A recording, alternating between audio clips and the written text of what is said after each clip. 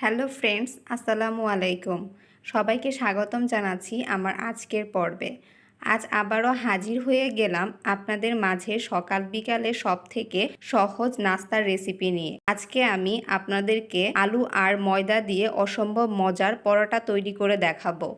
এই পরোটা তৈরি করা যতটা সহজ, খেতে তার থেকে অনেক বেশি মজার হয়। আশা করছি আজকের এই রেসিপিটি সবার কাছে অনেক ভালো লাগবে। এই রেসিপিটি তৈরি করার জন্য প্রথমে একটি মিক্সিং বোলে নিয়ে নিচ্ছি 1.5 কাপ ময়দা। আপনারা চাইলে এখানে আটাও নিতে পারেন। এরপর এখানে দিয়ে দিচ্ছি স্বাদমতো লবণ। এরপর দিয়ে দিচ্ছি 1 চা চামচ চিনি আর দিয়ে দিব 1.5 টেবিল চামচ রান্নার তেল।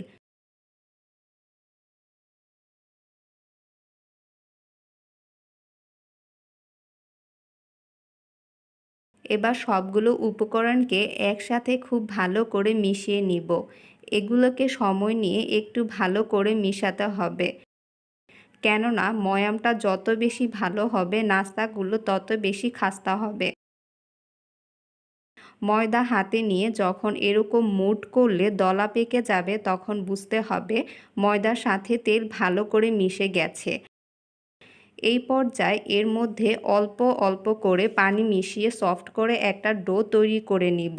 পানিটা একবারে দেওয়া যাবে না, অল্প অল্প করে দিয়ে মিশাতে হবে, কেননা পানি একবারে দিলে ডো পারফেক্ট হবে না। এই ডোটা তৈরি করার জন্য আমি এখানে নর্মাল টেম্পারেচারের পানি ব্যবহার করেছি। আপনারা চাইলে কুসুম গরম পানিও ব্যবহার করতে পারেন। এবার এভাবে বেশ কিছুক্ষণ মধ্যে আমি ডো তৈরি করে নিব।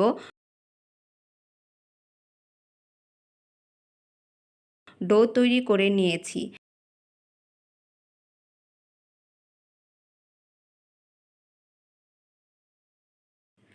এখন হাতে কিছু তেল নিয়ে ডো এর উপরে মেখে দিব। এতে ডো এর উপরটা শক্ত হয়ে যাবে না, সফট থাকবে। এরপর ঢাকনা দিয়ে ঢেকে 10 মিনিটের জন্য রেস্টে রেখে দিব। অন্যদিকে পুর তৈরি করার জন্য চুলায় একটি প্যান বসিয়ে এর মধ্যে দিয়ে দিব 1.5 টেবিল চামচ সরিষার তেল। তেলটা যখন গরম হয়ে আসবে তখন এর মধ্যে দিয়ে দিচ্ছি 1/4 কাপ পেঁয়াজ কুচি। এবার চুলার আঁচ মিডিয়াম টু লো হিটের মাঝামাঝি রেখে এগুলোকে অনবরত নেড়ে চেড়ে ভেজে নিব। পেঁয়াজ নরম হয়ে কালার চেঞ্জ না হওয়া পর্যন্ত ভেজে নিতে হবে।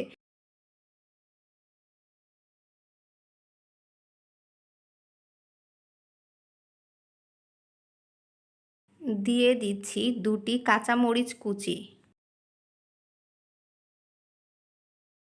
পেঁয়াজের কালার চেঞ্জ হয়ে এসেছে। এখন এর মধ্যে দিয়ে দিব স্বাদমতো লবণ, হাফ চা চামচ চাট মশলা,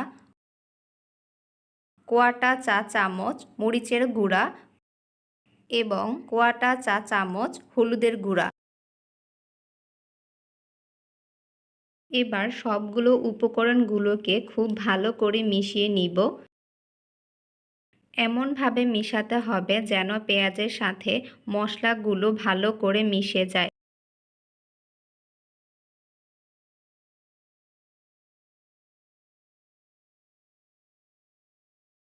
মেশানো হয়ে গিয়েছে।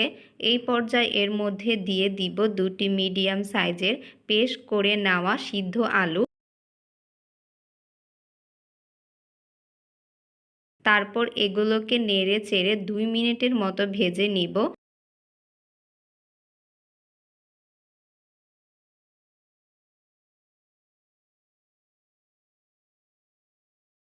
দুই মিনিট পর এর মধ্যে দিয়ে দিব 2 টেবিল চামচের মতো ধনেপাতা কুচি।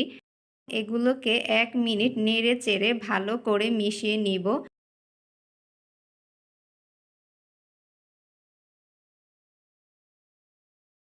আমার পরোটার পুর রেডি হয়ে গিয়েছে। এখন এগুলোকে চুলা থেকে নামিয়ে ঠান্ডা করে নিব। ফিরে আসলাম 10 মিনিট পর। এবার ঢাকনা সরিয়ে নিচ্ছি। এবার ডোটাকে আরও কিছুক্ষণ মথে নিব।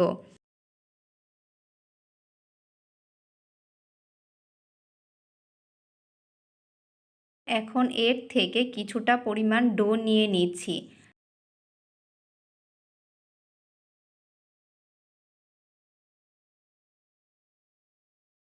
তারপর একটি শক্ত বোর্ড এর উপর সামান্য ময়দা দিয়ে নিব। এবার ময়দার উপর ডোটিকে নিয়ে নিব এবং ভালোভাবে সেট করে নিব। এরপর রুটি বেলে নিব। এই রুটিটাকে মোটামুটি পাতলা এবং বড় করে বেলে নিতে হবে।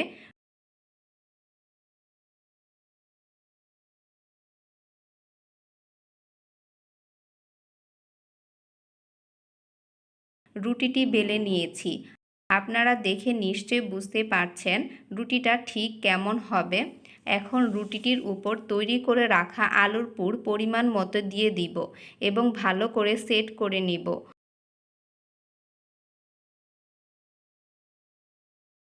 এবার রুটিটাকে প্রথমে দুই পাশ থেকে ফোল্ড করে নিব এবং ভালোভাবে সিল করে নিব যাতে ভাজার সময় খুলে না যায়। এরপর অপর দুই পাশ থেকেও সিল করে নিব।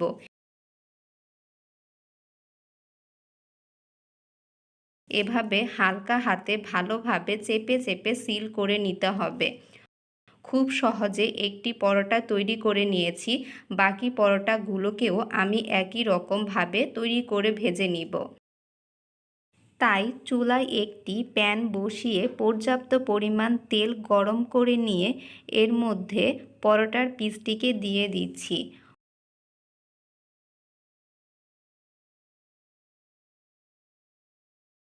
পরোটার এক পাশ যখন খুব সুন্দর কালার হয়ে আসবে তখন উল্টিয়ে অপর পাশটি ভেজে নিতে হবে।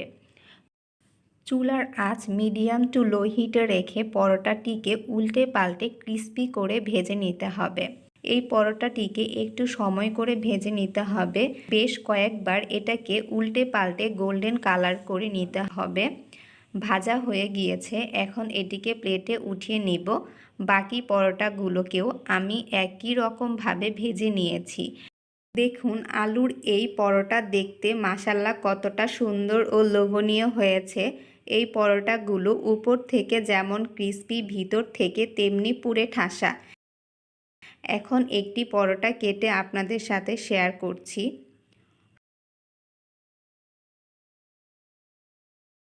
সকাল বিকেলের নাস্তায় কিংবা বাচ্চাদের টিফিনে একবার হলেও এই রেসিপি ট্রাই করে দেখবেন। সবাই বারবার আপনার কাছে এটাই খেতে চাইবে। অল্প উপকরণে এবং অল্প সময়ে ঝটপট তৈরি করে নিতে পারেন এই মজার পরোটা রেসিপিটি। রেসিপিটি ভালো লাগলে অবশ্যই একটি লাইক দিবেন এবং চ্যানেলটি সাবস্ক্রাইব করার অনুরোধ রইল। তো আজকে এখানেই শেষ করছি। দেখা হবে নেক্সট কোনো ভিডিওতে নতুন কোনো রেসিপি নিয়ে। সবাই ভালো থাকবেন, সুস্থ থাকবেন। আল্লাহ হাফেজ।